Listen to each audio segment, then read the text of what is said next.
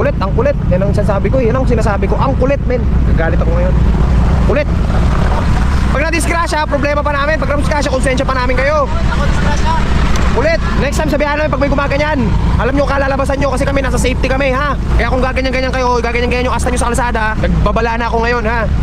Sobrang bilis na natin, tapos biglang tatrapay nila tayo sa harap. Akala nyo, malay ba namin kung talagang yun ang pakay lang ninyo, di ba? Picture lang, kung kayo nasa kalagayan namin. Sige nga, hindi kami tanga, men. Alam namin yung mga ganyan. Totoong kamag-anak, yung totoong ong fam, hindi gagawin yun, men. Hindi ka ong fam kung ganun ka, hindi ka kamag-anak kung ganun ka kasi wala kang respeto, wala kang pagpapalaga. Disgrasya kung disgrasya para sa ganun lang. Kailangan natin i-improve yung isip natin. Upgrade natin yan, hindi po pwedeng ganyan, mamen.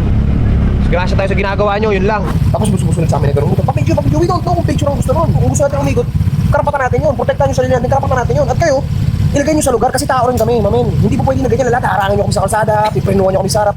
Huwag nyo gawin yun. Hindi ong fam yung ganun, walang kamag-anak na ganun, mamen.